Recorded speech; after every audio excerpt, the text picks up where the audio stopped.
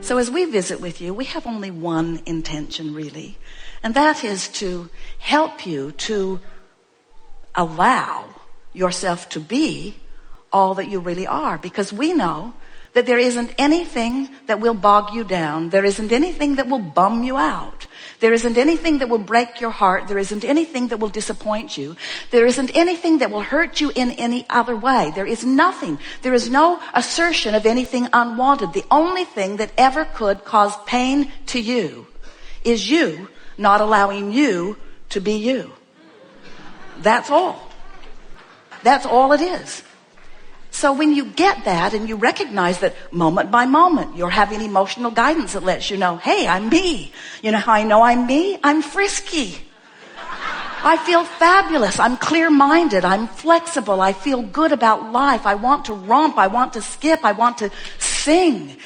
And so everything that we talk about is about you being consciously aware of this possible gap and then deliberately doing something about closing it by reaching for the thoughts that feel better, by reaching for the thoughts that allow you to be all that life has caused you to become.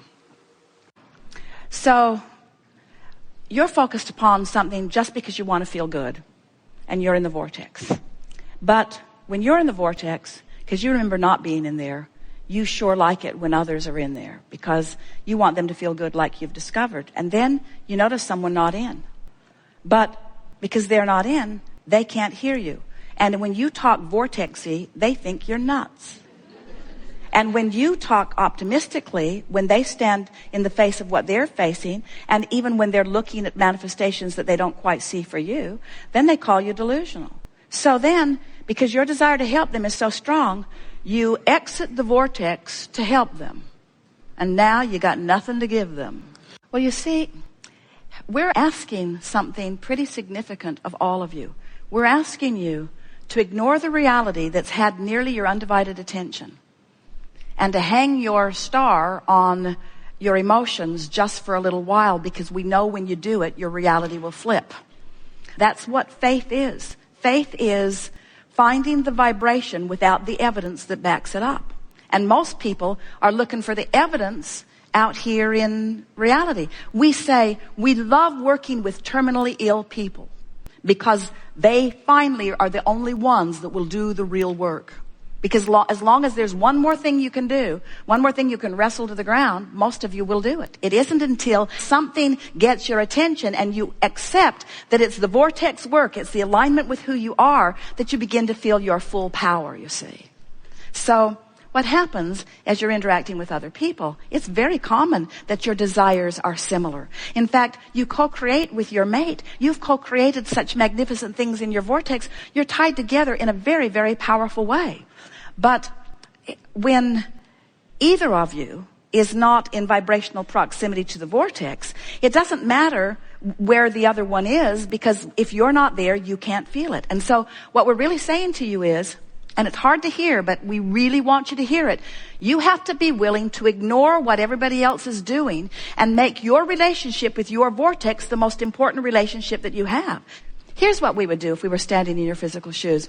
We would end every day by putting ourselves in bed, say goodnight to everyone with the idea that you're not going to talk any further. And as you're drifting off to sleep, we would go as general as we can into a place of appreciation. Appreciate your pillow. Appreciate the air conditioning in the house. Appreciate the roof over your head. Appreciate just the simplest things that don't challenge you in any way. Just appreciate. And if you can drift off to sleep in appreciation, if you go to sleep in the vortex, you'll wake up in the vortex. It's just the way that it is, because your vibration is where you last left it.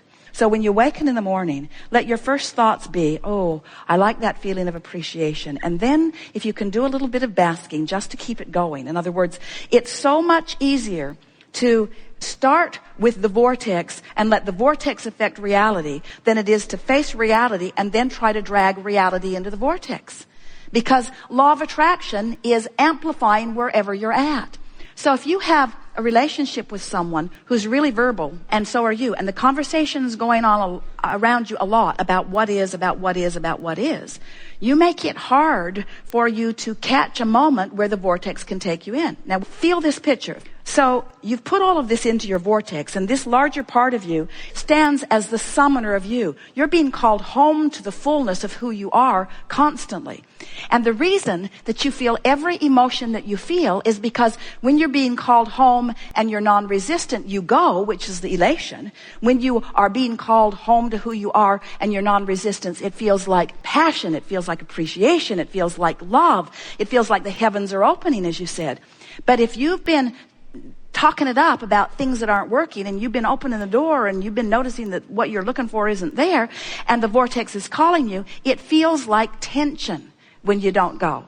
So the more you can relax and let the vortex take you, then not only the better you feel, and then you can begin counting your blessings, so to speak, making lists of positive aspects, but the more manifestations will show up that you can then begin reiterating.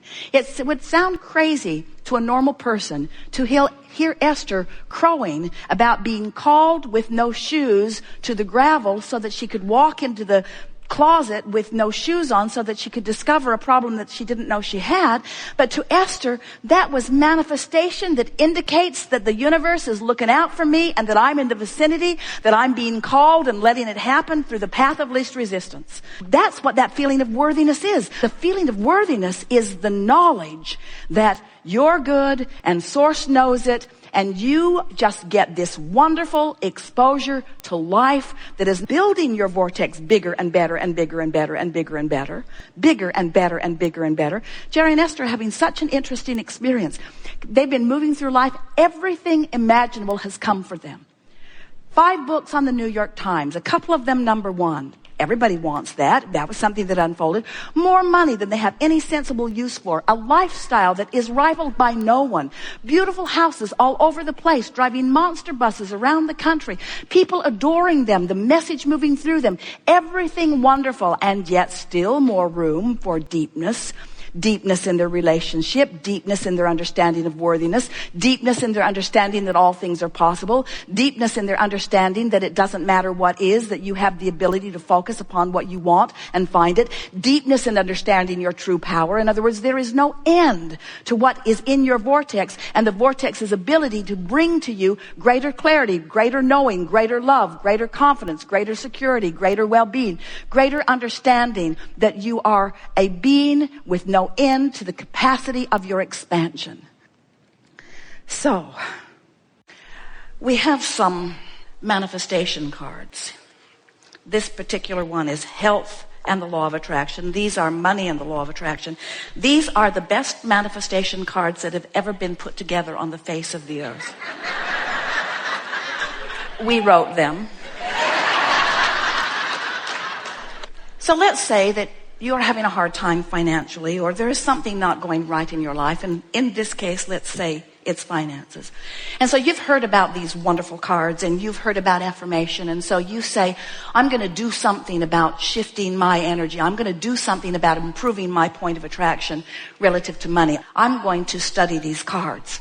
And life has been hard for me, you say, and I don't have enough money, and this is going to help. I know it is. And so you take the cards and you begin. You say, I do not need to have money to attract money. Well, that's fortunate.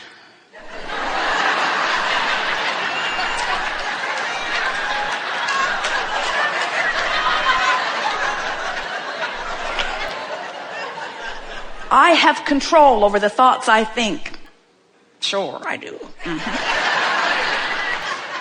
My financial success does not require hard work. I'm going to mail this to my employer.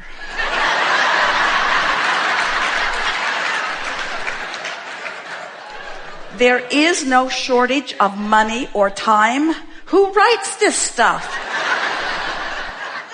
The law of attraction adds power to both problems and solutions. That sucks. So the point that we're making is that when you are outside the vortex, when you're outside what you want, when you're not feeling good, when you're not tuned in, tapped in, turned on, when you are focused upon something that is going wrong and you decide, I will affirm, I will speak the positive words, we want you to understand that what you really do is you just dig in your heels and amplify the energy right where you are. It's sort of, have you ever had an argument with someone or a disagreement where you're sure that they're wrong and they're sure that you're wrong, and you're just sort of nose to nose, both speaking what you know is the right thing and neither one hearing the other one at all, and both of you digging in deeper and being sure about the rightness of your position? Well, you do that with yourself when you try too hard, when you effort, when you try to motivate yourself from outside the vortex. So what we're saying to you is, this business of creating, it's not about action, it's not about words, it's about vibrational alignment. It's about allowing yourself to become a vibrational match to who you really are. When you affirm from outside the vortex, when you effort, when you struggle, when you try, all that happens is you amplify the vibration of resistance that you've already got going on. And you make yourself unavailable to the vortex that really wants you. The vortex who is calling you. Sometimes as we visit with our physical friends, and you are a group who could very well be completely accepted from this because you seem to know who you are. But often our physical friends are so focused upon the manifestation of what is, that they let all of their emotional response be to what is manifested. And we want to constantly remind them that what's manifested is old news. That where it's really at is in this vortex. Where it's really at is it's in this energy that's moved forward. Where it's really at and where your joy really is in the getting up to speed with all that you have become. Now, we don't want to give you any misunderstanding. You can never really get completely up to speed with everything that you are because you're continually expanding. The contrast that you're living is causing you to continue to ask, and because you continue to ask, the larger part of you continues to become, and that larger part of you continues to call you home to who you are. And you can tell by the way you feel whether you're going or not. Now, we want to say to you, you're going. You're going. The question is, are you going willingly? Because when you have your death experience, you will go. In other words, this vortex will have its way with you. You will become the whole of all that you are. We just don't think you should have to croak to come into alignment with who you are. We think that you have the ability to feel your way there. We think you can love your way into alignment. We think you can praise your way into alignment. We think you can compliment your way into alignment. We think you can dance your way into alignment. We think you can love your way into alignment. And we know, and you know too, we've never seen anyone motivate themselves into the vortex. Because the vortex is who you really are, and it's always summoning you. It's the inspiration that takes you in. So if someone is standing outside the vortex, criticizing you for something, trying to motivate you, it's sort of like standing outside trying to kick you in. And we say, you really don't need anyone to help you into your vortex, because you have the energy that creates worlds in there summoning you. You have the source within you in there summoning you. You have all that you have become in there summoning you. You just got to know that this state of being exists. And you just got to know that how you feel is your indicator of whether you're aligned with who you are or not. And then do whatever it takes moment by moment to do it. We have enjoyed this interaction more than words can convey.